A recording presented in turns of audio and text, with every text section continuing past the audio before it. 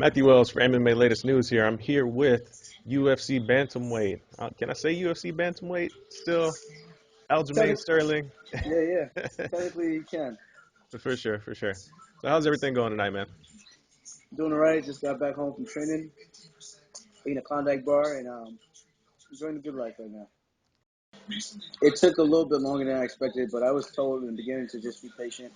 Um, I know these things kind of take a while when you the back and forth thing a little bit, and I guess we just finally got an offer this week from Bellator, Okay. and we're going to proceed with that. We got an offer from World Series of Fighting.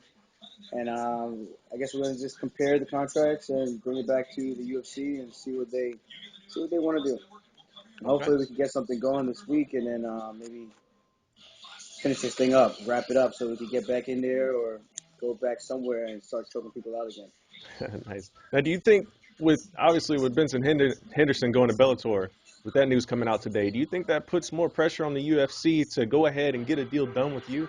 Because that's a big name to jump ship and leave in free agency. Yeah, it is. I saw a statement, a couple of clips, like people were just taking little paraphrases from what Dana said about he's looking for guys that are going to be top five and not something like 15-1, not the other way around. Hmm. So I was kind of confused by that statement because I'm looking at Benson and I'm like, well, technically, I mean, he only lost to one guy twice, but I mean, he's pretty much beating up a bunch of other guys, a bunch of other prospects who are still in the UFC, still marketable guys. So for him to do that and then go up a weight class and then finish up with 2 wins at 170 says a lot, And I think he's a very familiar face. He's been put on the Fox card so many times, pay-per-view a couple of times. So for him to be doing all of that, and I think he has a pretty good following to not want to re-sign him. I mean, I don't know how much the offer was that Bellator gave him for them not to want to match that, but I mean, I do believe the UFC's pockets are deep, and if they really wanted to, they could match pretty much any offer they want if they feel like it makes sense. How far off are you and what the UFC offered you? And has that changed recently? How far off are the numbers right now? Yeah. I mean, it really depends on which promotion, but I think the numbers are good. The numbers are good, in my opinion, and that's all I wanted, man. I just wanted a fair contract. I'm gonna be top five. I'm gonna be fighting these killers. Pay me like it, then. Don't have me fighting the best in the world, self-proclaimed best guys in the world, and then pay me something that I can't even get by to live on for the year if I only fight once or twice a year. But let's be real. We're in a sport where if you get injured, get hurt, to live off of one paycheck, one fight, it's not, it's not realistic. And that's kind of where my frustrations come from.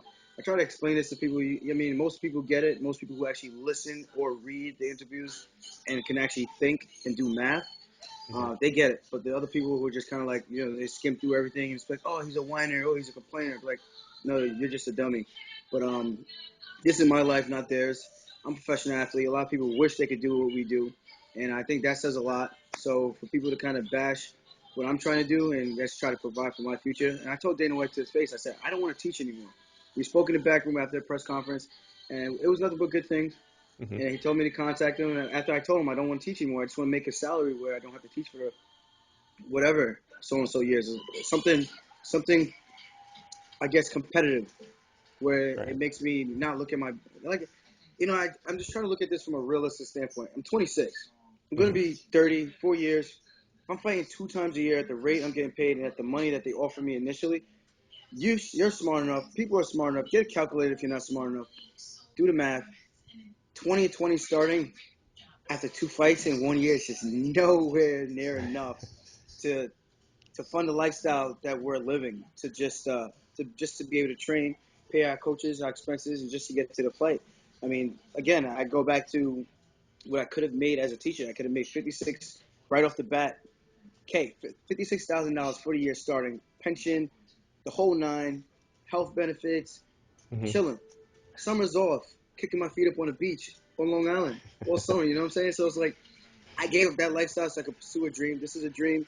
I knew in the beginning it wasn't going to be all sunshine and rainbows, but I had a vision, and I said when I get to the top of this sport, it will pan out and it'll pay out.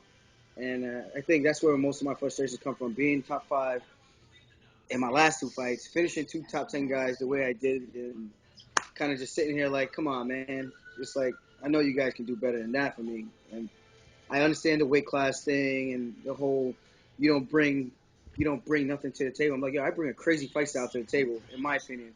And if I wasn't stuck on the prelims, I think a lot of people would be able to see me, and there would be a lot more value behind what I've been able to do in the past.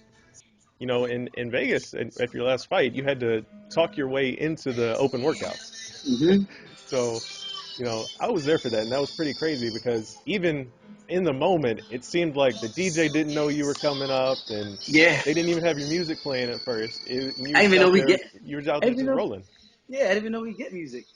I just popped up. I was like, yo, listen, either way they tell me I can't do this, I'm gonna get on the stage and I'm gonna do an open workout. And if they Mhm. tell me to get up the stage, I'm gonna work out anyway. And if I gotta get up the stage because of security, I'm gonna work out in the hallway inside the casino in front of everybody. And then if people wanna come by with their cameras, then so be it. Good for me. Mhm. But that's the thing. I'm a company guy. I'm trying to promote myself, which is gonna bring money to me, and it's gonna bring money to the UFC. So that's the way I'm looking at it.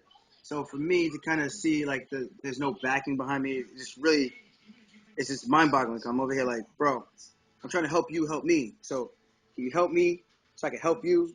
You scratch my back, I scratch your back. You know, that kind of thing. But yeah, man, not a lot of people want to do these things. Not a lot of people want to do interviews, and not a lot of people want to do podcasts. Not a lot of people want to travel and go to this place. I want to do those things. And that's the difference between me and a lot of these guys on the roster.